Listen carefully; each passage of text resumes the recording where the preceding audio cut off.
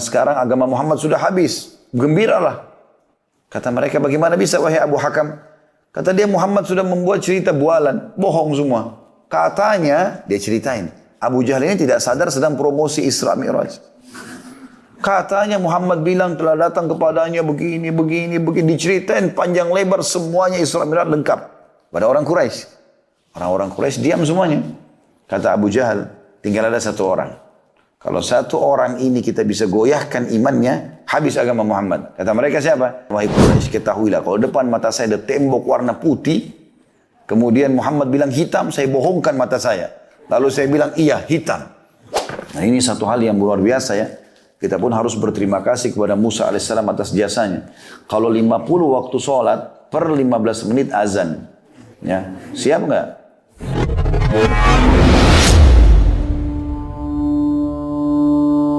Bismillahirrahmanirrahim. Assalamualaikum warahmatullahi wabarakatuh. Alhamdulillah. Selalu saja kita memuji Sang Pencipta Allah atas segala nikmat yang dilimpahkan kepada kita.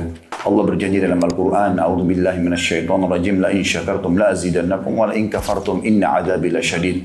Kalau kalian berterima kasih, maka aku akan tambah. Kalau kalian kufur, maka azabku amat pedih. Juga selanjutnya kita panjatkan salam hormat kita kepada Nabi besar Muhammad sallallahu alaihi wasallam sebagai bentuk kepatuhan kepada Allah Subhanahu wa taala yang telah memerintahkan, dan sesungguhnya Allah dan malaikatnya mengucapkan salam kepada Nabi. Hai orang beriman, ucapkanlah kepadanya salam yang banyak. Satu-satunya ibadah yang Allah Subhanahu wa taala berikan kepada Nabi sallallahu alaihi wasallam di langit adalah salat. Selainnya semua di bumi. Dan ini menandakan kedudukan salat itu sendiri. Untuk menerimanya, Nabi SAW Isra dulu, perjalanan malam dari Masjid Haram ke Masjid Aqsa, dan Allah kekalkan dalam Al-Quran dan menamakan surah nomor 17 dengan surah Al-Isra untuk menggambarkan tentang pentingnya perjalanan tersebut. Kemudian ada proses yang sangat luar biasa pada saat itu di mana Nabi SAW sholat di Masjid Aqsa dan mengimami seluruh Nabi dan Rasul. Dalam riwayat Sahih dikatakan ada 124 ribu Nabi, diantaranya 313 Rasul. Semuanya diimami oleh Nabi SAW di malam Isra itu. Kemudian disitulah Nabi SAW juga bertemu dengan Jibril, bertemu dengan Mikail. Dan Jibril memperkenalkan kepada Nabi SAW, ini adalah Mikail. Ya, itu adalah wakil daripada Jibril alaihissalam. Kemudian Nabi SAW mengatakan, aku mengikat tali borak ini ke kangannya, di mana tempat seluruh Nabi-Nabi mengikat tali kekangan hewan mereka. Bagi yang pernah ke Aqsa tahu masalah itu tentunya.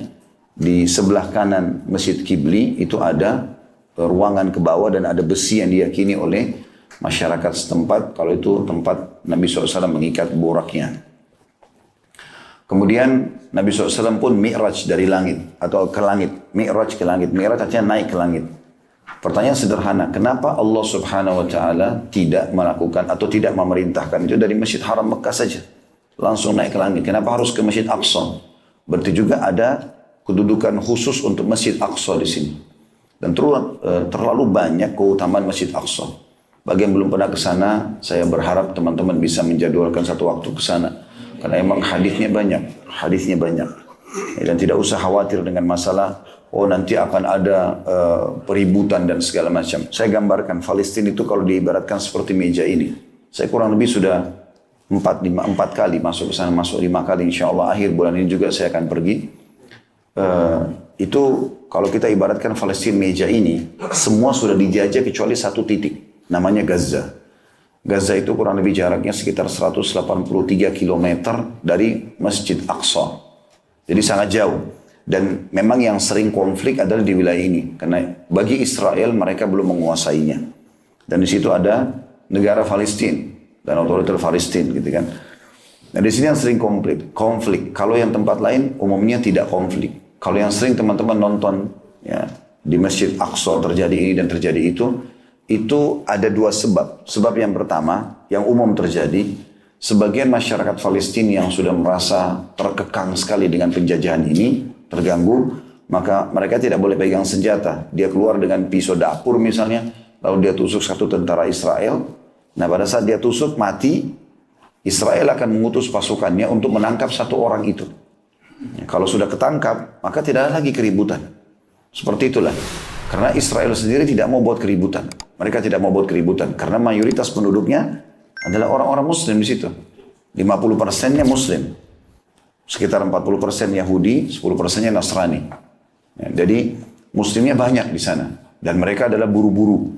Buruh di perusahaan, buru-buru di pabrik, pekerja-pekerja semua orang-orang Palestina. Ya, kan?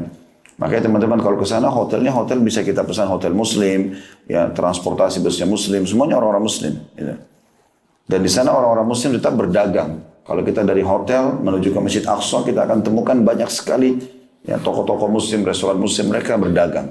Dan pemerintah Israel menawarkan sebenarnya punya tiga opsi dalam bagi penduduk Palestina. Yang pertama itu mengakui pemerintahan Israel. Yang mirip kalau kita dulu di Indonesia ini pemerintahan Belanda waktu masa penjajahan. Kalau mengakui dia akan dikasih warga negara Israel ya, tanpa mengubah agamanya. Karena Yahudi agak berbeda, beda dengan Nasrani. Kalau Yahudi itu dia tidak mau kita masuk ke agamanya. Mereka merasa dirinya eksklusif. Allah mengatakan dalam Al-Quran, mereka mengatakan nanu abna'ullahi wa ahibba'u.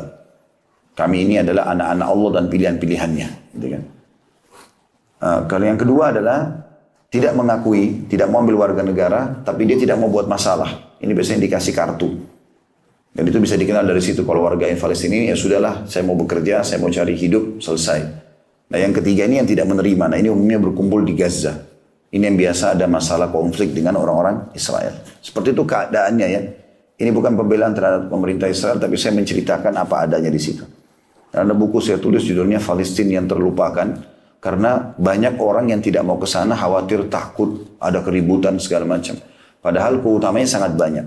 Di antara keutamanya adalah sudah cukup Nabi SAW Isra ke sana. Kenapa? Dari Palestina. Kenapa enggak dari Mekah saja? Masjidil Haram. Berarti ada sesuatu. Dan Allah mengatakan di awal surah Al-Isra, A'udzubillahi minasyaitonir rajim. Subhanalladzi asra bi'abdihi lailan minal masjidil haram ilal masjidil aqsa alladzi barakna haulah. Al-ayat. Jadi Allah mengatakan segala puji bagi Allah. Berarti ada pujian di situ. Pujian artinya ada jenis ya ibadah tertentu yang memang Allah tekankan di dua lokasi ini. Yang telah memperjalankan hambanya Muhammad SAW dari Masjidil Haram ke Masjidil Aqsa yang telah kami berkahi di sekitarnya. Seperti itulah. Nah keutamanya cukup banyak diantaranya adalah selain Nabi SAW memang Isra ke sana dan Mi'raj dari sana juga ke langit. Kemudian dari langit kembali lagi ke Aqsa, baru kembali ke Mekah. Gitu kan? Itu yang disebutkan dalam riwayat Bukhari.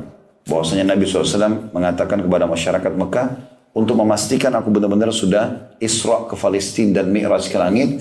Salah satu buktinya adalah pada saat aku pulang ke Mekah, maka aku temukan ada kafilah kalian. Dan Nabi sebutkan nama-namanya orang-orang kafilah itu. Ada fulan.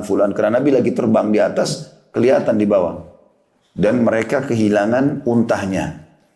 Untahnya itu dari atas kelihatan. Allah SWT buat Nabi SAW melihat. Lalu Nabi mengatakan, aku berkata pada mereka, wahai kaum, unta kalian di lembah ini. Lalu mereka mengikuti suaraku, lalu mereka menemukan untanya. Kafilah itu akan datang beberapa hari kemudian, tanyalah mereka.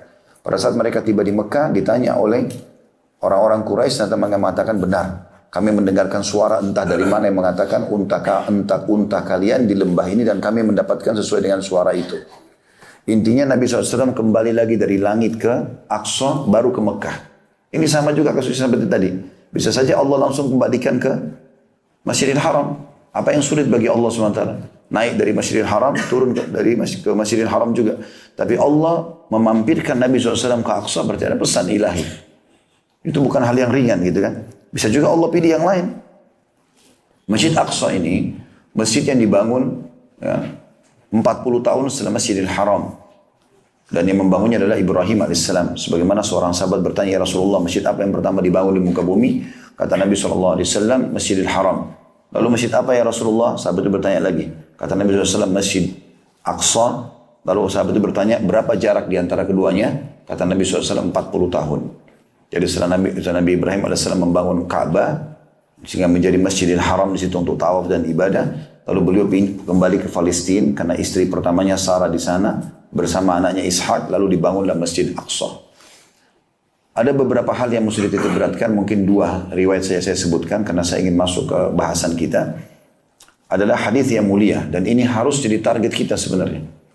Hadis yang mulia kata Nabi SAW pada saat Sulaiman alaihissalam pada saat Sulaiman alaihissalam selesai merenovasi Masjid Aqsa, maka dia meminta kepada Allah 3 hal. Dan semuanya Allah kabulkan. Yang pertama, dia minta agar semua keputusannya di kerajaannya sesuai dengan keputusan Allah.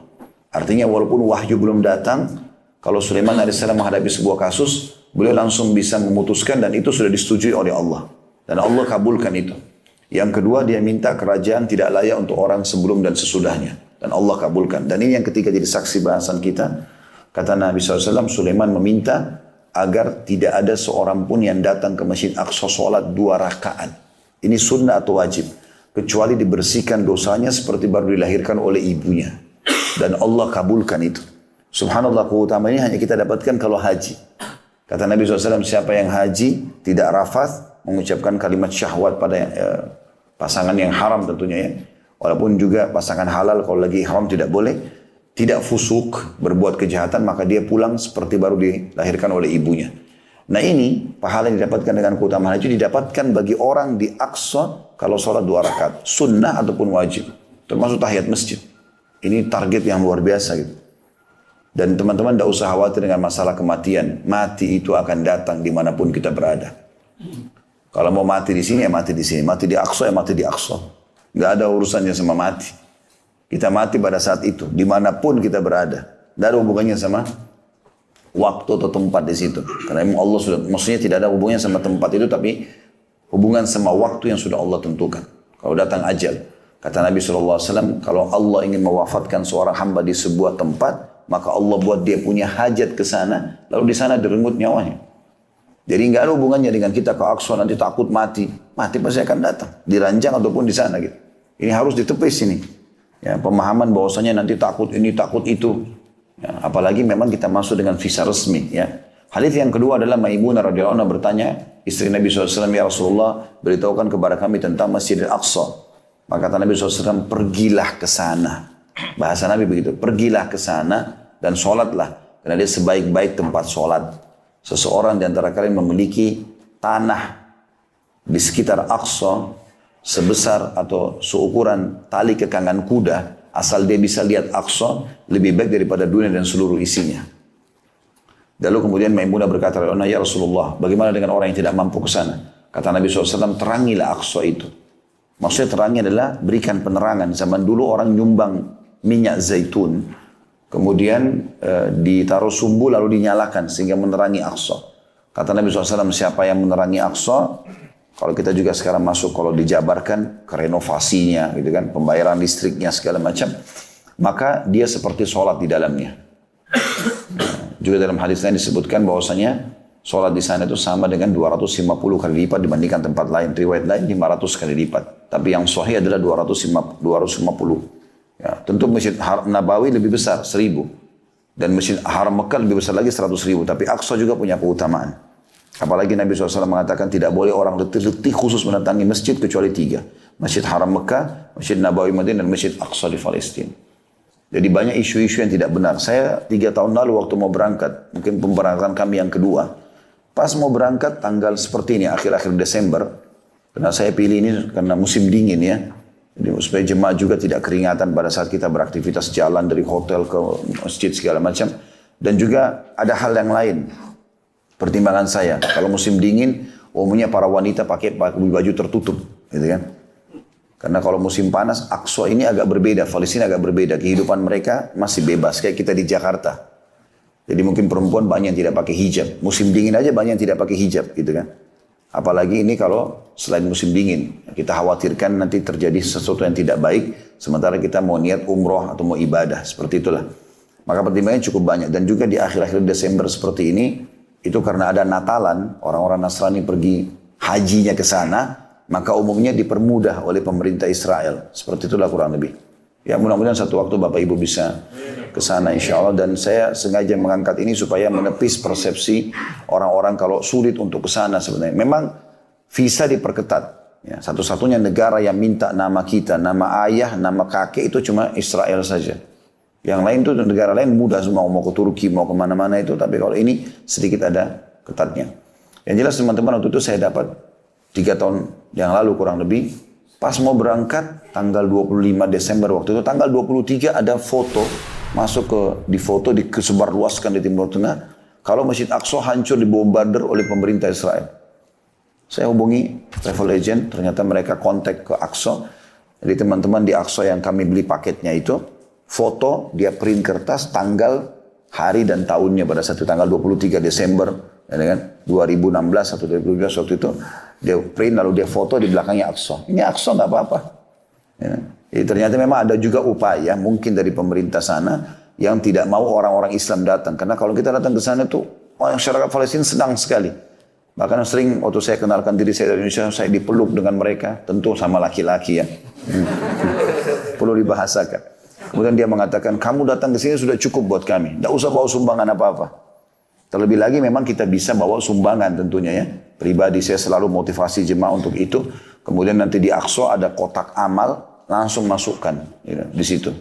Ada beberapa kegiatan seperti juga membantu orang-orang yang susah di sana. Kemudian apalah ya, memasukkan Quran di Masjid Aqsa, kursi bagi orang tidak mampu. Ada beberapa program yang dilakukan pada saat itu. Cuma saya sarankan kalau teman-teman lagi berangkat dan ikut dengan travel tertentu, pastikan karena banyak travel kita juga yang masuk di sana, mereka melakukan tur city-nya itu banyak mendatangi makam-makam.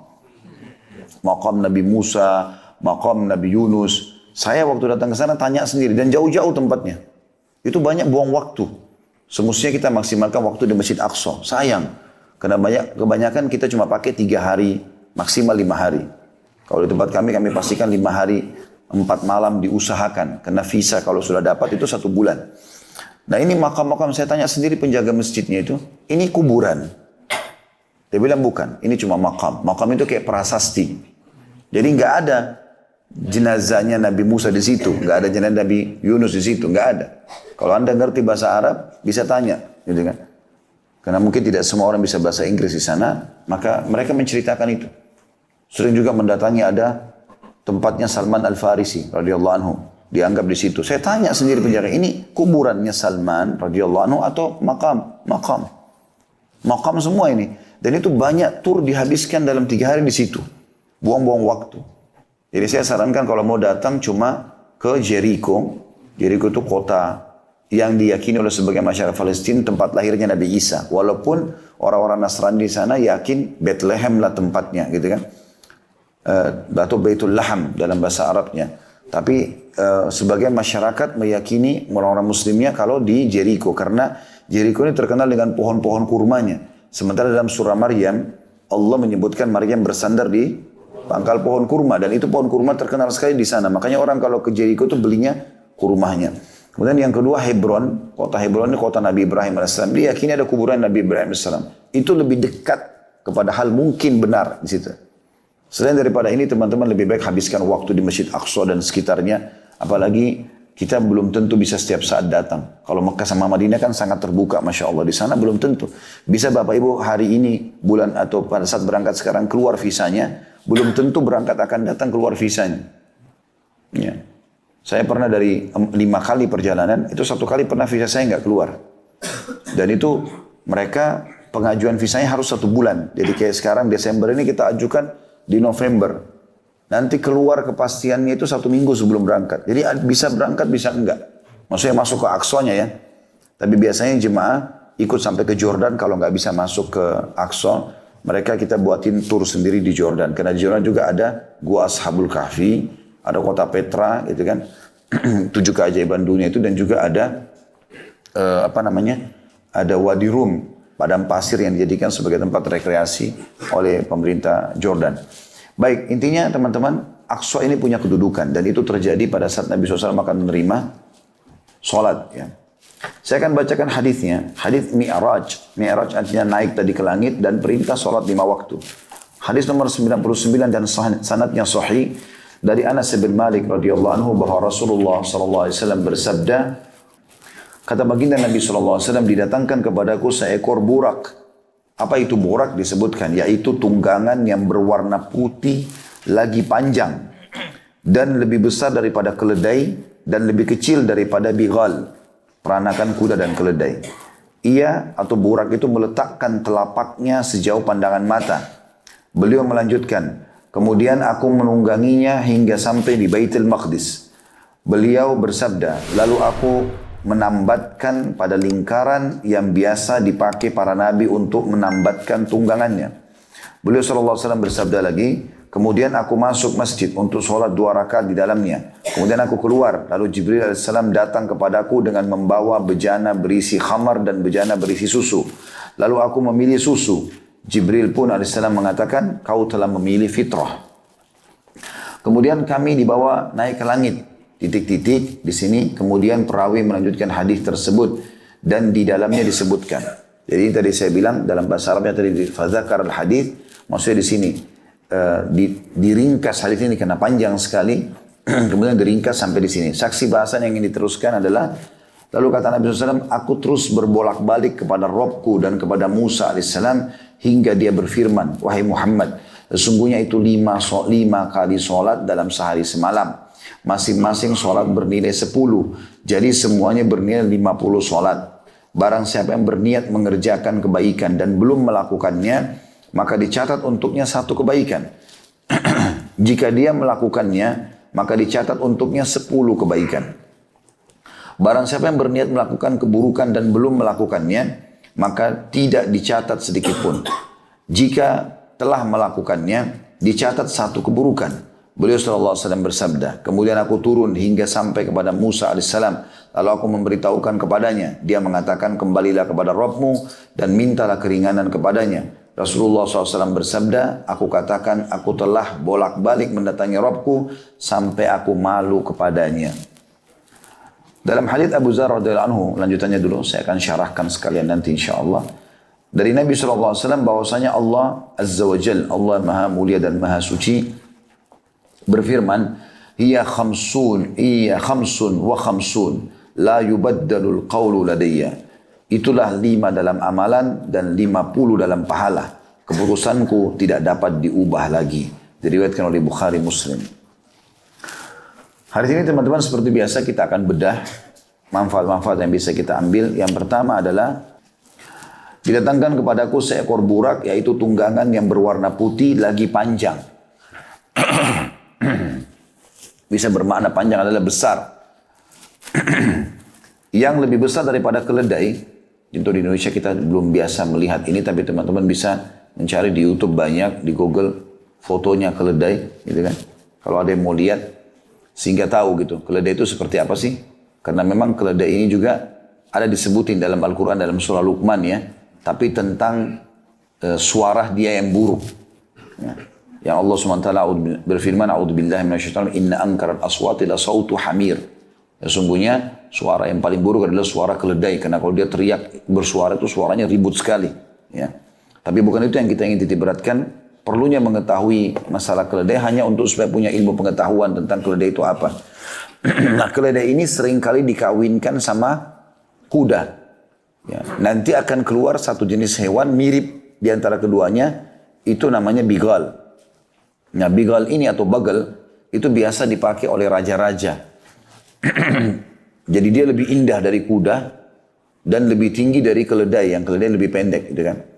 Dan ini indah sekali, dia bulunya segala macam, dan itu biasa dipakai hanya untuk raja, misalnya dari istananya menuju ke taman, gitu-gitu. Atau peliharaan raja itu biasa dipakai bigal, seperti itulah.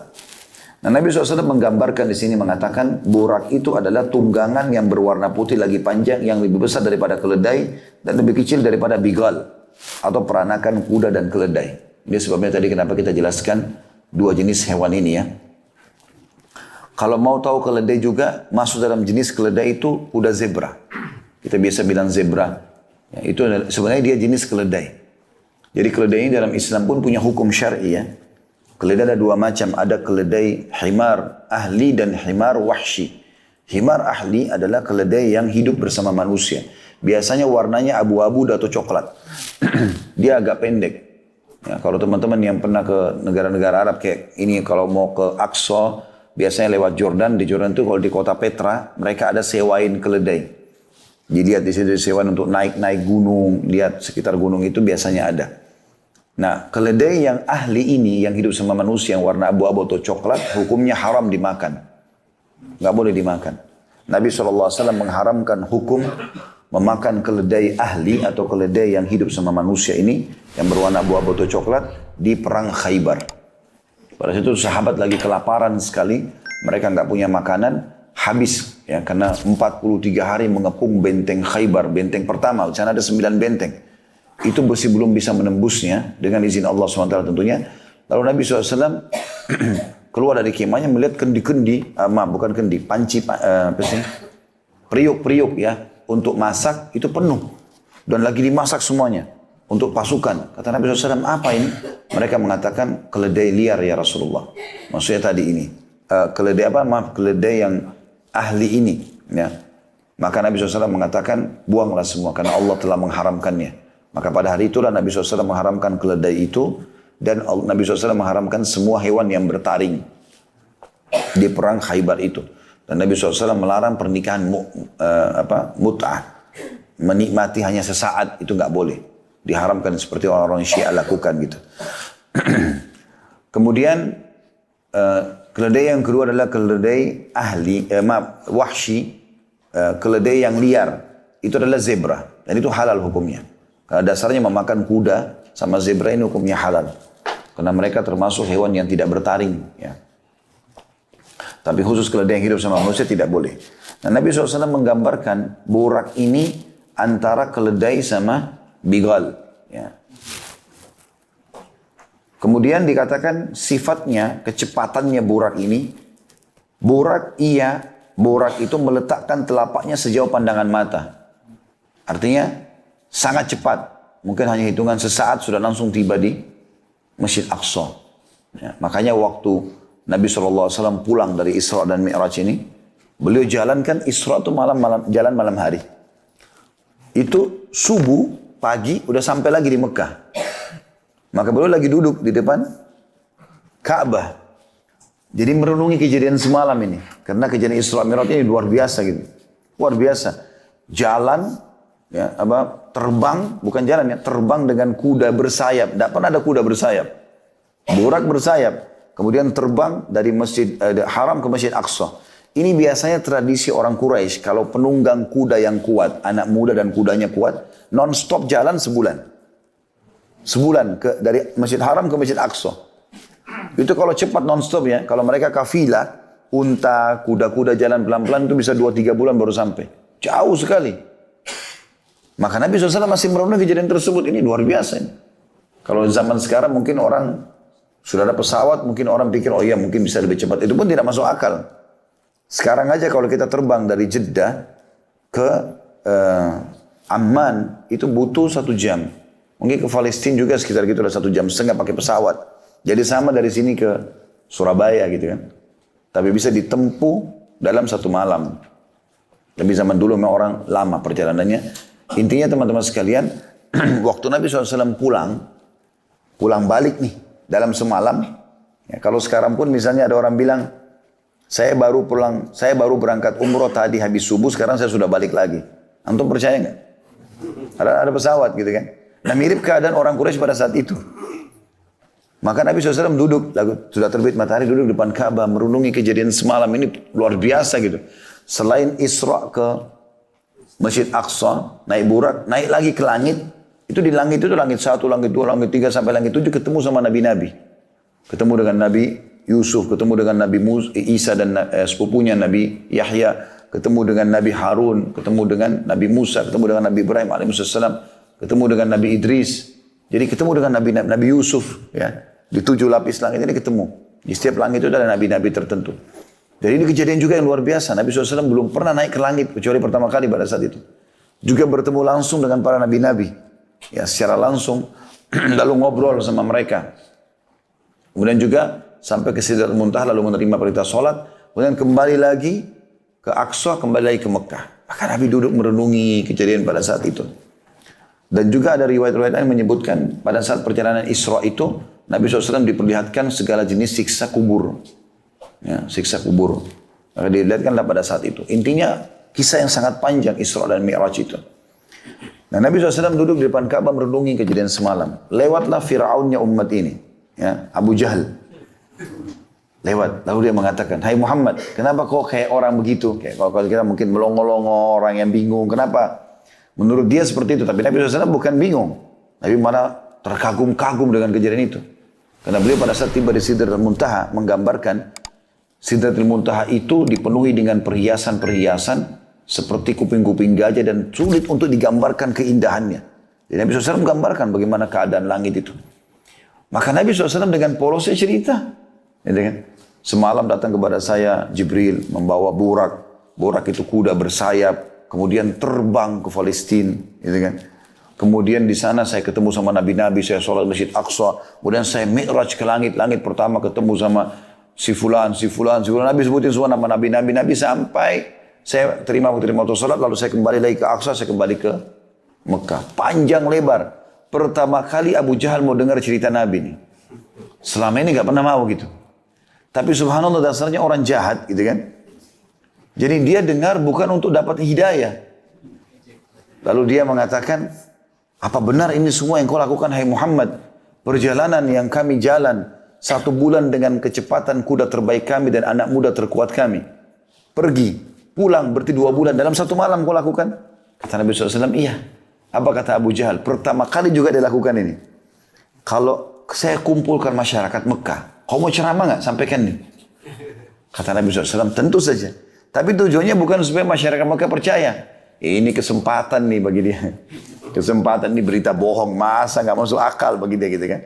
Maka Abu Jahal bersama Nabi SAW mengajak Nabi ke Bukit Abi Kubais.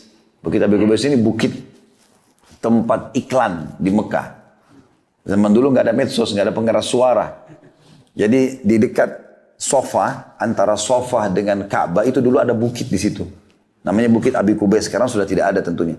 Itu kalau ada informasi penting, ada yang naik ke atas, terus dia teriak-teriak, wahai penduduk Mekah, ada informasi begini. Dan itu tidak boleh sembarangan orang naik ke atas. Kalau ada sembarangan orang naik, dianggap main-main, ditebas lehernya. Nggak boleh, orang tertentu saja. Nah Abu Jahal mengajak Nabi SAW naik ke Bukit Abi Kubais. Orang kalau lihat, orang sudah tahu ini ada informasi nih. Mereka pada ngumpul. Begitu lihat, ada pemimpin mereka Abu Jahal. Orang Mekah panggil Abu Hakam. Abu Hakam itu maksudnya orang yang bijaksana. Tapi kita disuruh panggil dia Abu Jahal. Karena dia tidak mau masuk Islam, hanya karena merasa Nabi saingannya. Pernah ditanya oleh Abu Sufyan, kenapa kau tidak beriman wahai Abu Hakam? Bukankah Muhammad bacakan Al-Quran itu benar? Dia bilang benar, saya tahu benar. Kenapa kau tidak beriman? Dia bilang karena dari dulu sukuku sama suku Muhammad bersaing. Kalau mereka bentuk pasukan, kami juga bentuk pasukan. Mereka beri makan jemaah haji, kami juga beri makan jemaah haji. Sekarang suku Muhammad ada nabinya, sukuku nggak ada nabinya. Gitu. Maka kalau saya beriman sama dia, suku saya kalah. Saya nggak mau beriman selamanya. Hanya karena itu. Setelah Nabi dengar, Nabi bilang, panggil dia Abu Jahal. Orang bodoh ini kalau dia beriman, 1 Mekah beriman, dia panen pahalanya. Tapi dia nggak mau, subhanallah. Ringkas cerita, Abu Jahal ini lalu berteriak dari atas Bukit Abi Kubais, wahai Quraisy, Muhammad mau menyampaikan berita penting, dengarkanlah. Orang Mekah semua pada kumpul. Karena tahu di atas pemimpin mereka Abu Jahal ini, sebelahnya ada Nabi orang yang terkenal jujur. Lalu setelah kumpul semua, kata Abu Jahal, dengarkanlah. Hai Muhammad sampaikan. Nabi SAW dengan polos ceritain semua. Datang kepada saya, bawa borak itu kuda bersayap, terbang, segala macam. Sampai dari pergi sampai pulang. Setelah selesai semua disampaikan, lalu orang-orang Mekah akhirnya tambah kufur. Yang kafir-kafir ini tambah kafir. Nggak masuk akal Muhammad cerita ngawur ini. Gitu kan. Sebagian juga sahabat bimbang. Tapi mereka yakin ini Nabi. Cuma mereka ini gimana caranya menanggulangi ini. Karena harus berhadapan sama orang-orang kafir Quraisy. Abu Jahal lihat itu, ketawa dia. Turun dari Bukit Abi Kubais. Memang tujuan dia itu.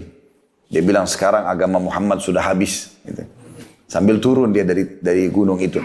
Lalu dia kumpul sama orang Quraisy di Darun Nadwa, tempat kumpulnya mereka. Dia bilang sekarang agama Muhammad sudah habis. Gembiralah. Kata mereka, bagaimana bisa wahai Abu Hakam? Kata dia, Muhammad sudah membuat cerita bualan. Bohong semua. Katanya, dia ceritain. Abu Jahal ini tidak sadar sedang promosi Isra Mi'raj. Katanya Muhammad bilang telah datang kepadanya begini. Diceritain panjang lebar semuanya Isra Mi'raj lengkap. Pada orang Quraisy. Orang-orang Quraisy diam semuanya. Kata Abu Jahal, tinggal ada 1 orang. Kalau 1 orang ini kita bisa goyahkan imannya, habis agama Muhammad. Kata mereka siapa? Kata Abu Jahal, Abu Bakar. Rame-rame ini orang Quraisy jalan. Nah waktu orang Quraisy jalan ke kebunnya Abu Bakar, kebetulan di pinggir kota Mekah, orang-orang beriman juga sahabat ada yang ikut dari belakang. Pertama kali orang beriman sama orang kafir jalan bersama ini. Pada saat itu di Mekah ya. Karena mau tahu Abu Bakar jawab apa nanti. Begitu tiba di kebun Abu Bakar, teriak-teriaklah Abu Jahal, wahai Abu Bakar keluarlah. Nah, Abu Bakar keluar. Abu Bakar lihat pertama kali nih, tokoh-tokoh Quraisy di belakangnya ada orang-orang Muslim. Maka tadinya mungkin pikirannya jangan sampai orang Muslim ini ditawan kah, harus ditebus kah gitu kan. Nah Abu Bakar kan sering menebus sahabat-sahabat, diantaranya Bilal kan ditebus dengan duitnya beliau, dengan hartanya.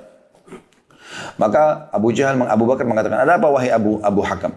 Dia bilang, sesungguhnya temanmu Muhammad telah bercerita bualan, dusta semua. Katanya, maka dia ceritain kepada Abu Bakar. Abu Bakar ini belum tahu. Dia sekarang promosi lagi ini, Isra Mi'raj ini kepada Abu Bakar. Tujuannya supaya Abu Bakar bilang, masa sih bohong atau apalah gitu kan. Itu tujuan dia. Ternyata dia dikagetkan karena jawaban Abu Bakar berbeda. Ada dua asar. Yang pertama menyebutkan Abu Bakar mengatakan, wahai Quraisy, tidak usah cerita masalah ini kepada saya. Muhammad naik ke langit, sedangkan wahyu turun dari langit ke dia, saya percaya. Apalagi dia naik ke langit, sama saja. Nggak ada bedanya. Jadi dia naik ke langit atau dia terima di bumi sama, saya beriman.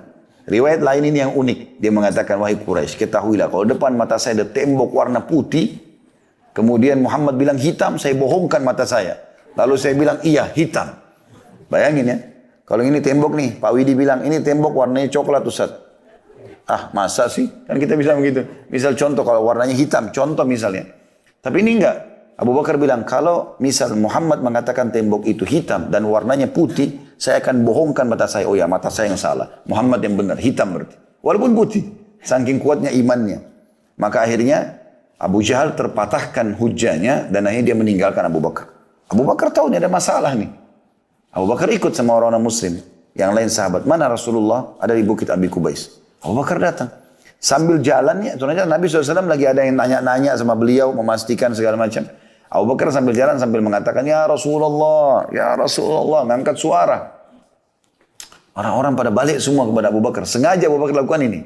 Ada tujuan dia. Ya Rasulullah, terus jalan sampai dekat Abi Kubais. Orang jadi lihat, oh yang datang Abu Bakar nih.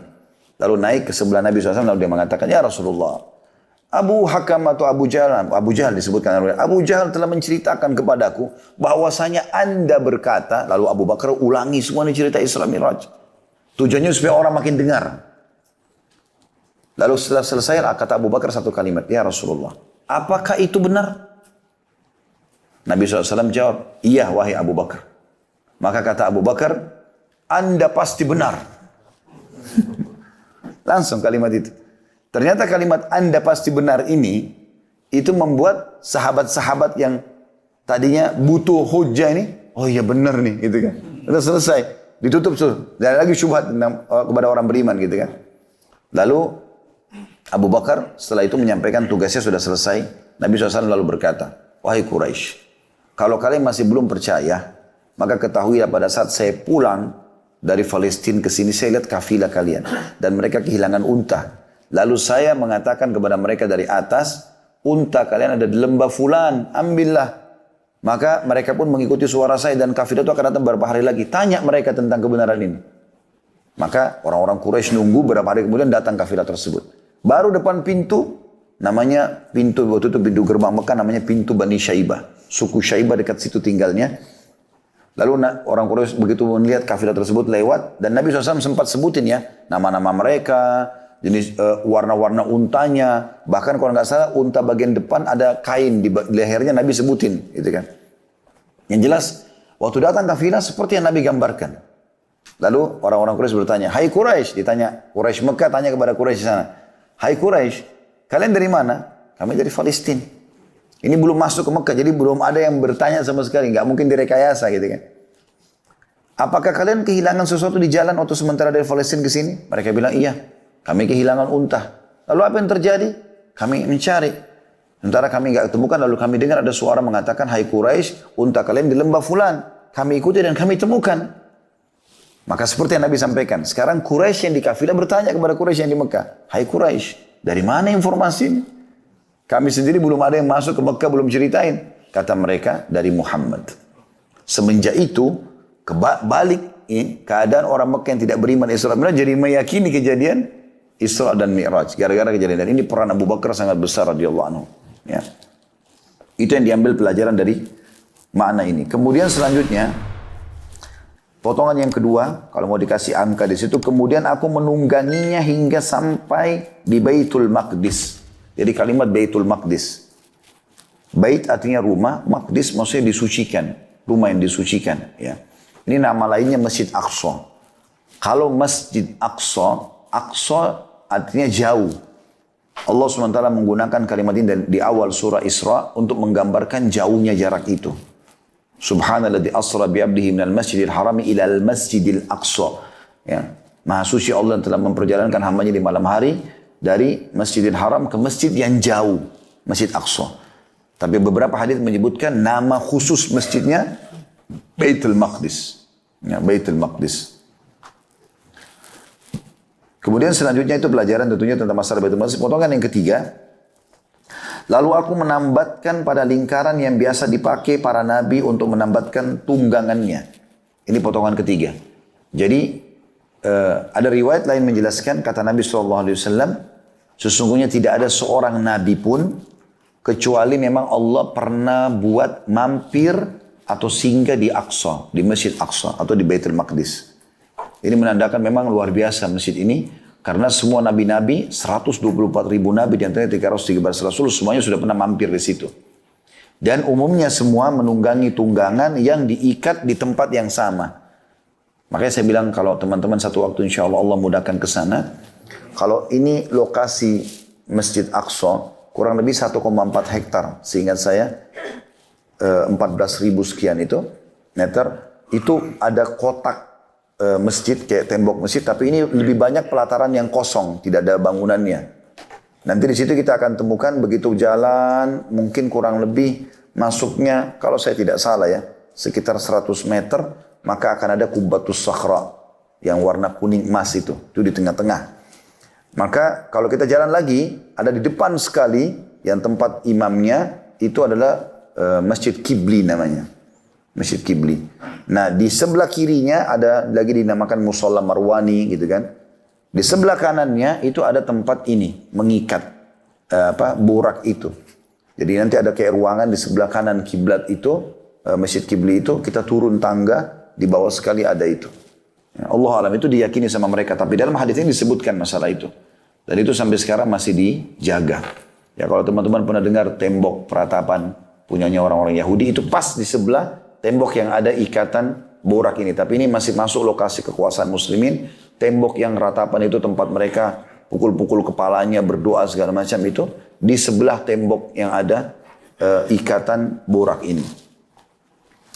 Kemudian potongan selanjutnya. Dikatakan di sini potongan yang keempat ya. Kemudian aku masuk masjid untuk sholat 2 rakaat di dalamnya. Kemudian aku keluar. Ya, ini sebagian ulama menanggapi mengatakan Nabi SAW melakukan tahiyat masjid. Ya. Ada juga yang mengatakan sholat umumnya. Entah sholat apa, apakah mungkin tahajud karena malam hari. Kan itu perjalanan malam hari kan. Atau karena Nabi SAW sholat yang lainnya itu Allah alam. Tapi yang jelas Nabi SAW sholat. Beberapa asar tadi atau riwayat saya katakan Nabi SAW mengimami. Nah, kalau mengimami para nabi-nabi berarti menandakan sholat tahajud. Karena sholat sunnah yang dikerjakan berjamaah adalah tahajud. Tahajud masjid tidak dikerjakan berjamaah, gitu kan. Intinya Nabi SAW sholat di situ. Berarti menandakan juga ada tambahan informasi tentang pentingnya sholat di Aqsa. Selain dari dalil-dalil tadi yang sudah saya sebutkan ya, punya keutamaan sholat di sana. Dan ini adalah juga mengaplikasikan apa yang diharapkan dan diminta oleh Sulaiman alaihissalam agar orang yang sholat di sana diampuni dosanya seperti dilahirkan oleh ibunya. Walaupun Nabi SAW sudah diampuni dosanya yang lalu dan juga yang akan datang. Potongan selanjutnya dikatakan, kemudian aku keluar. Lalu Jibril datang kepadaku dengan membawa bejana berisi khamar dan bejana berisi susu. Lalu aku memilih susu. Jibril mengatakan, kamu telah memilih fitrah. Makna daripada kemudian aku keluar, berarti mi'rajnya ke langit bukan dari dalam masjid. Tapi dari luar. Nah, sebagian masyarakat Palestina, dan ini juga diyakini oleh orang-orang Nasrani pun yang mempelajari sejarah, meyakini masalah itu. Kalau di dalam Masjid Qubbatus Sakhra, itu ada batu, diyakini dari situ Nabi SAW naik ke atas. Jadi kan, walaupun ini masih berselisih ahli sejarah dalam masalah itu. Tapi yang jelas, Nabi Mi'raj dari lokasi suci Baitul Maqdis tadi. Kemudian yang dimaksud dengan diberikan bejana, satu khamar dan satu susu. Lalu Nabi SAW mengatakan aku memilih susu, dan Jibril mengatakan aku memilih fitrah. Maksudnya adalah ini ujian buat Nabi SAW. Apakah beliau akan memilih khamar atau memilih susu. Tapi secara fitrah, maksudnya secara alami. Karena Nabi SAW adalah orang yang beriman kepada Allah, maka beliau memilih susu. Makna fitrah adalah memilih yang benar. Sesuai dengan fitrah seseorang. Gitu kan. Kemudian tentu ini hadisnya lanjutnya cukup panjang. Setelah itu ada lanjutan titik-titik hadis itu. Aku naik ke langit. Gitu kan. Di langit pertama aku bertemu sama Nabi. Ya. Kemudian langit kedua, langit ketiga. Urutannya saya tidak ingat sekarang. Tapi yang saya ingat dalam riwayat itu bertemu dengan Isa dan Yahya. Kemudian naik ke langit kedua bertemu dengan Idris. Ketemu sama yang ketiga Yusuf. Dan Yusuf itu pada saat bertemu, semua nabi-nabi ini mengatakan, selamat datang wahai saudaraku yang soleh dan nabi yang soleh. Semuanya mengatakan itu. Kemudian ketemu dengan Yusuf dan Nabi SAW mengatakan, sungguh memang dia telah diberikan ketampanan, sepertiga ketampanan dunia. Gitu kan? Karena sangat tampan. Kemudian di langit keempat ketemu dengan Harun. Ya, langit kelima ketemu sama, saya tidak ingat sekarang. Tapi ada langit keenam, Musa, langit ketujuh, Ibrahim. Semua ini sampai langit keenam, sampai Musa alaihissalam, semua mengatakan selamat datang wahai Nabi soleh dan saudara yang soleh. Kecuali Ibrahim alaihissalam di langit ketujuh mengatakan selamat datang wahai anak yang soleh dan Nabi yang soleh. Karena Nabi Muhammad SAW keturunan beliau. Gitu kan? Dan pada saat awal Nabi SAW naik ke langit ketujuh, beliau bertanya, siapa itu Jibril? Karena melihat ada orang, kata Nabi SAW, yang sangat mirip dengan Nabi kalian ini. Jadi perawakannya mirip sekali dengan Nabi Muhammad alaihissalam. Dan di sekitarnya ada anak-anak kecil ya, yang sedang duduk. Ya. Maka kata Jibril AS itu adalah ayahmu Ibrahim. Dan di sekitarnya adalah anak-anak muslim yang meninggal sebelum balik. Di bawah naungan Ibrahim AS. Bersama Ibrahim AS. Dan di langit ketujuh itu, disebutkan dalam beberapa riwayat yang lain, ada Baitul Ma'mur. Rumah tawafnya para malaikat. Mirip Ka'bah kita kalau di dunia. Allah mengatakan dalam surah At-Tur, wal Baitil Ma'mur. Ya. Maka di situ kata Nabi SAW ada 70.000 malaikat yang tawaf setiap hari, pergi tidak akan pernah kembali selamanya. Gitu kan. Artinya Allah SWT ciptakan malaikat-malaikat yang baru lagi, karena jumlahnya mereka sangat banyak. Malaikat beda dengan kita. Mereka diciptakan sudah langsung bisa bertugas. Kayak kita dari bayi, anak-anak, segala macam, dari sperma, dari sel telur, bersatu ini nggak ada. Mereka diciptakan utuh dari cahaya, dan Allah juga ganti dengan sesuka dan kemahakuasaannya Allah gitu. Intinya teman-teman sekalian, pada saat itu Nabi SAW naik, kemudian tiba di Sidratul Muntaha. Jibril pun mengatakan, hai Muhammad, di sini batasku, ya, aku tidak mungkin bisa naik. Kalau aku naik sesaat saja, maka bisa ya hangus gitu, tidak bisa, maksudnya tidak mungkin naik. Ya. Maka Nabi SAW pun naik, kemudian bertemu dengan Allah SWT, lalu menerima perintah 5 waktu sholat itu. 50 waktu sholat awalnya. 50 waktu sholat. Ya di sini kalau ada yang bertanya apakah Nabi Muhammad SAW melihat Tuhannya, maka ini telah ditanya oleh Aisyah radhiyallahu anha.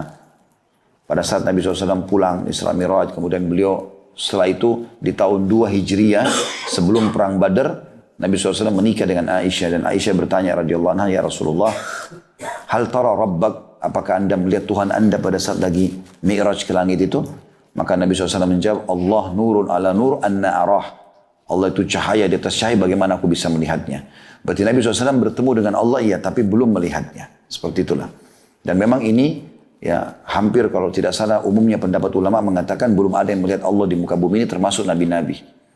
Makanya waktu dalam ayat Al-Quran, waktu Musa AS berkata, Rabbi arini andur ilaik, wahai Tuhanku, mudahkan aku untuk melihatmu. Allah mengatakan, lan tarani. Walakin nandur ilal jabal. Kau tidak bisa melihatku hai Musa, tapi lihatlah ke gunung-gunung itu. Fa in istaqarra makana fa sawfa tarani. Kalau gunung-gunung itu bisa menampung kedatanganku, maka baru kau bisa melihatku. Jadi tidak bisa.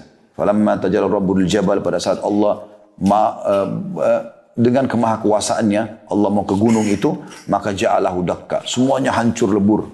Enggak bisa, enggak mampu tentunya dengan kemahabesarannya Allah Subhanahu wa ta'ala. Intinya seperti itu. Maka Nabi Muhammad SAW menerima perintah waktu sholat, kemudian beliau turun. Ini saya bahas titik-titik itu ya. Titik-titik itu, karena itu ada lanjutannya. Setelah Nabi SAW turun di langit ke-7, Ibrahim AS tidak bicara apa-apa. Kemudian dia turun ke langit ke-6, ketemu sama Musa. Maka Musa AS menanyakan, hai Muhammad, apa yang Tuhanmu berikan untuk umatmu? Kata Nabi SAW, 50 waktu sholat. Kata Musa AS, berat. Umatmu tidak akan mampu itu. Minta keringanan. Nabi SAW balik minta keringanan. Allah ringankan 5 dulu. Jadi 45. Kembali lagi, langit ke-7, Ibrahim tidak bicara apa-apa alaihissalam. Langit ke-6, Musa tahan lagi. Berapa hai Muhammad? 45. Masih berat. Nabi SAW balik lagi. Minta keringanan, diringankan lagi 5. Terus bolak-balik sampai sisa 5. 5 pun Nabi Musa alaihissalam masih tahu gitu, kelemahan kita ini. Ya. Nabi Musa alaihissalam masih mengatakan, berapa hai Muhammad? 5. Masih berat. Minta lagi keringanan. Barulah Nabi SAW mengatakan, saya sudah bolak-balik ke Tuhanku berulang kali dan ini saya sudah malu. Gitu kan. Maka pada saat itu pun Allah berfirman kepada Nabi SAW, sesungguhnya hai Muhammad, dia 5 waktu sholat tapi berpahala 50 waktu sholat. Karena setiap pahala aku lipatkan menjadi 10 kali lipat. Intinya teman-teman sekalian, pada saat itu Nabi Muhammad SAW kembali lagi ke Aqsa, lalu kembali ke Mekah sebagaimana sudah saya ceritakan tadi. Kita masuk ke potongan selanjutnya. Ya. Tentu di sini sudah saya bacakan ini potongan selanjutnya sebenarnya masih perlu kita jelaskan. Aku terus berbolak-balik kepada Rabbku dan kepada Musa alaihissalam hingga dia berfirman. Allah berfirman, wahai Muhammad, sesungguhnya itu 5 waktu sholat dalam sehari semalam. Masing-masing sholat bernilai 10. Jadi semuanya bernilai 50 sholat. Dan sampai sini tentunya teman-teman sekalian, artinya Allah subhanahu wa ta'ala menerima permintaan Nabi SAW diringankan sampai 5. Tapi Allah tidak akan mengubah kemahamuliaannya Allah. Karena Allah punya sifat akramul akramin. Allah menerima permohonan hamba untuk keringanan, iya. Tapi Allah tidak mau balas keringanan itu dengan mengurangi juga kadar balasannya. Itu kemahasempurnaannya Allah. Gitu kan? Misal kita kalau manusia ini transaksi, saya mau beli barang ini, diskon dong sekian. Misal 5 biji harganya sekian. Mungkin orang akan mengurangi. Ya, atau kita beli kualitas barang dengan harga lebih murah, maka kualitasnya diturunkan gitu kan. Allah SWT tidak akan mengurangi kualitas. Jadi Allah memberikan keringanan buat Nabi SAW dan kita semua. Dari 50 menjadi 5 sholat, tapi Allah tidak sama sekali mengurangi kemahasempurnaannya. Allah tetap memberikan balasan 50 waktu sholat. Itu kemahasempurnaan Allah Subhanahu Wa Taala. Nah ini satu hal yang luar biasa ya. Kita pun harus berterima kasih kepada Musa alaihissalam atas jasanya. Kalau 50 waktu sholat, per 15 menit azan. Ya, siap nggak? Bukan 15 menit mana? Per 5 menit mungkin. Azan terus iqamah sholat lagi gitu kan. Potongan selanjutnya, tadi itu mungkin yang kelima kalau nggak salah tadi ya. Ini yang keenam. Barang siapa yang berniat mengerjakan kebaikan dan belum melakukannya, maka dicatat untuknya 1 kebaikan. Jika dia melakukannya, maka dicatat untuknya 10 kebaikan. Barang siapa yang berniat melakukan keburukan dan belum melakukannya, maka tidak dicatat sedikit pun. Jika dia melakukannya, dicatat baginya 1 keburukan. Ini manfaat sendiri. Ini karunia dari Allah Subhanahu Wa Taala. Ini pernah saya jelaskan. Usahakan teman-teman punya niat di semua amal soleh. Jangan pernah luputkan. Baik kita lihat orang lain kerjakan dan kita belum bisa, atau terlintas di benak kita saja. Contoh misal, ada orang lagi sedekah di depan kita. Ada masjid lagi dibangun, kita lewat, dia lagi nyumbang misalnya. Kita kebetulan tidak bisa mampir. Atau memang kita pun kalau mampir tidak punya kemampuan untuk itu. Niatkan, kalau seandainya saya bisa melakukan seperti orang ini, saya akan lakukan. Maka akan mendapatkan pahala. Ya, kalau dia niat, dapat 1 pahala. Tapi kalau dia melakukannya, dikasih 10 kali lipat. Itu kalau dia lihat orang lain berbuat. Kalau orang lain, misalnya orang puasa, orang haji, orang umroh, apa saja, maka dia niatkan juga sebagaimana dia ingin lakukan. Tapi ini harus tulus ya. Benar-benar dia, kalau Allah berikan kesempatan, dia mau lakukan. Jadi jangan temannya sedekah, udah saya niat aja deh, biar aja dia yang sedekah. Ini nggak dapat ini. Betul-betul dia punya halangan sekarang. Teman-temannya pada berangkat haji, dia nggak bisa berangkat haji karena nggak dapat visa. Kalau dapat visa dia akan berangkat. Nah, dapat pahala haji lengkap. Gitu kan? Diniatkan begitu. Sampai sebagian salaf saleh mengatakan, saya berharap punya niat di semua amal saleh supaya saya bisa mendapatkan pahalanya walaupun belum sempat saya melakukannya. Gitu kan? Kalau ini kalau orang lain melakukan. Kalau kita juga terlintas di benak kita. Contoh misal teman-teman, mulai sekarang jangan tidur malam hari kecuali niat sholat tahajud. Niat. Jadi jangan kalau syaitan bisikin, kayaknya saya tidurnya telat nih, gak usah bangun sholat malam deh. Dari awal sudah niat gak mau. Enggak, niatin sekarang, ubah. Saya mau ya sholat malam. Kalau dia tertidur, kelewatan, dapat pahala 1 sholat malam. Kalau dia kerjakan, dapat 10 kali pahala sholat malam. Ini kemudahan sekali. Ingat teman-teman, setiap kali ada kesempatan beramal soleh, selama kita masih hidup jangan sia-siakan. Renungi riwayat ini riwayat sahih. Kalau saya tidak salah riwayat Tabarani, tapi ini riwayat sahih. Hadits ini berbunyi, ada 3 orang di zaman Nabi SAW, sahabat Nabi ini. 3-tiganya kurang lebih hampir sebaya umurnya. Yang satu, waktu Nabi SAW utus pasukan, dia ikut berperang lalu mati syahid. Setelah itu, Nabi utus pasukan yang kedua, orang yang kedua dari 3 orang ini juga ikut berperang mati syahid. Beberapa hari setelah itu, orang yang ketiga gak sempat ikut perang tapi mati di ranjangnya. Maka ada seorang sahabat mimpi. Dia mimpi 3 orang ini masuk surga. Yang paling depan, paling bagus fasilitasnya, justru orang yang mati di ranjang. Lalu yang di belakangnya orang yang mati syahid, orang yang kedua tadi. Yang paling belakang orang yang mati syahid pertama. Maka orang ini bertanya, ya Rasulullah, bagaimana kami memahami ini? Kan di pandangan kita orang mati syahid kan gitu. Apalagi yang duluan mati syahid. Gitu. Kata Nabi SAW, kenapa kau heran? Bagaimana bisa kau bandingkan antara sholatnya orang yang mati di ranjang walaupun cuma berapa hari itu dengan sholatnya orang yang mati syahid? Bagaimana kau bandingkan zikirnya, ibadahnya? Tidak bisa dibandingkan. Ketahuilah perbandingan antara orang yang mati di ranjang dengan orang yang mati syahid itu antara langit dan bumi pahalanya. Apa maknanya? Kesempatan kalau masih bisa beramal saleh jangan sia-siakan. Kalau masih hidup teman-teman maksimalkan. Karena 1 hari saja zikir pagi petangnya, sholat berjamaahnya, mungkin uduknya, mungkin senyum dengan muslim itu sudah lebih besar daripada orang yang baru meninggal daripada kita. Dari sisi pahala. Memang sudah begitu. Itu ada 2 riwayat begitu mirip ya. Itu juga ada sahabat Nabi begitu. Maka Nabi SAW mengingatkan kalau yang mati lebih dulu, itu Nabi mengatakan tidak ada seorang muslim pun ya, yang Allah berikan umur dalam keadaan Islam, kecuali dia akan lebih banyak mendapatkan berkah dalam kehidupannya. Maka itu kesempatan. Mumpung kita masih bisa beribadah. Ya.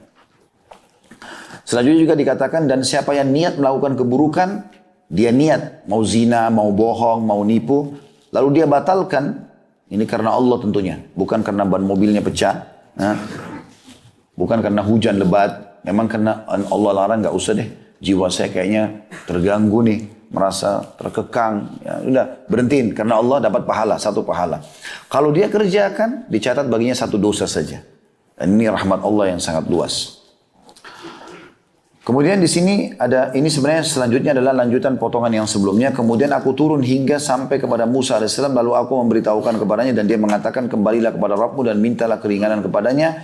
Rasulullah SAW bersabda, aku katakan, aku telah bolak-balik mendatangi Rabbku sampai aku malu kepadanya. Makna bolak-balik tadi yang saya bilang dikatakan dalam riwayat lain, memang setiap Musa menahannya, dia minta lagi, ya Allah ringankan, ya Allah ringankan. Terus diringankan 5 sampai sisa 5 saja. Ya artinya berapa kali tuh Nabi SAW bolak-balik dari 50, 9 kali kurang lebih ya. Nabi SAW bolak-balik sesisa 5. Lalu di sini di hadis Abi Dzar setelahnya sama hadis Bukhari Muslim yang Nabi dan Allah SWT berfirman, hiya khamsun wa khamsun la yubaddalul qawlu ladayya. Itulah 5 dalam amalan muslimah salat dan pahalanya 50. Keputusanku tidak dapat diubah lagi. Nah berbicara masalah sholat ini teman-teman sudah sering kita sampaikan tentunya. Tapi maksimalkan. Teman-teman mau perbaiki semua keadaan hidupnya. Mau bahagia, mau sembuh penyakitnya, mau dipenuhi hajatnya. Mau merasa lebih dekat sama Allah mulai dari sholat perbaiki. Sholat perbaiki. Azan ke masjid, sholat. Ibu-ibu di rumah azan langsung sholat. Perbaiki dari situ dulu. Semuanya jadi baik nanti. Subhanallah orang yang memulai dengan sholatnya. Maka semua ibadah yang lain jadi mudah dia mengerjakan. Puasanya, zikirnya, jalan sendiri nanti. Sholat dulu. Coba perbaiki, komitmen. Apalagi kalau Anda bisa terapkan bagi laki-laki di sini 40 hari 5 waktu sholat di masjid. 1 bulan setengah kurang, 1 bulan 10 hari. Azan ke masjid. Kata Nabi SAW, siapa yang tidak ketinggalan takbiratul ihram pertama imam. Subuh, duhur, asar, maghrib, isya. Imam Allah Akbar, dia Allah Akbar di belakangnya. 40 hari dijamin selamat dari sifat kemunafikan. Nggak akan pernah bohong selamanya. Nggak akan pernah ingkar janji. Nggak akan pernah juga mengkhianati amanah. Ada seorang syekh di Saudi. Dia sangat alim, Masya Allah. Dan dia punya anak perempuan terkenal sangat baik. Salihah. Ternyata ada satu laki-laki melamar. Orang ini kurang. Dari sisi kelihatan penampilan agamanya kayaknya kurang nih. Tapi syekh nggak mau nolak lamarannya. Syekhnya mengatakan, saya terima lamaran tapi dengan satu syarat saja. Saya mau kau hadir di sini 5 waktu sholat di masjid saya. Saya jadi imam kau di belakang saya. 40 hari. Syekhnya mau terapin hadis ini kepada dia. Kata anak muda tersebut, sepekan pertama saya datang karena ngejar janji saya sama syekh, bukan karena Allah. Saya datang sholat tapi karena mau diterima lamaran. Begitu masuk hari ke-10, mulai berubah. Terasa kayak ada, memang sholat ini kayak nyaman gitu ya. Hari ke-20, hari ke-30, sampai hari ke-40 dia bilang, begitu saya penuhi semua itu, maka semenjak itu saya rasanya tidak ingin lagi meninggalkan sholat di masjid, dan tidak mau ketinggalan sholat, walaupun saya tidak nikah sama anak syekh itu. Memang ini subhanallah, kalau sekali lagi, kalau mau perbaiki apapun, boleh perbaiki dari sholat. Sholat saja. Itu ibadah yang paling besar pahalanya dan paling Allah cintai. Sampai ditanya kepada Nabi SAW, ya Rasulullah, amal apa yang paling Allah cintai? Kata Nabi SAW, as-salatu ala waktiha. Salat on time, pada waktunya. Azan, lupain semua negosiasi. Nggak ada, mau berapa miliar pun lupain. Mungkin teman-teman itu amal terakhir antum. Siapa yang tahu? Gitu kan. Makanya Nabi SAW kalau takbir itu berkata, sallu salatal muwadda'ah. Salatlah seakan-akan ini salat perpisahan kalian. Anggap habis salam kita sudah meninggal. Maka jangan sia-siakan. Setiap ada kesempatan amal soleh, perbaiki, maksimalkan, gitu kan? Nikmati ibadah itu insya Allah akan maksimal. Intinya, mulailah perbaiki dari sholat. Allahu a'lam. Mohon maaf, sudah menjelang duhur, mungkin saya harus tutup di sini. Afwan ya. Subhanakallahumma bihamdika, asyhadu an la ilaha illa anta astaghfiruka wa atubu ilaik. Wassalamualaikum warahmatullahi wabarakatuh.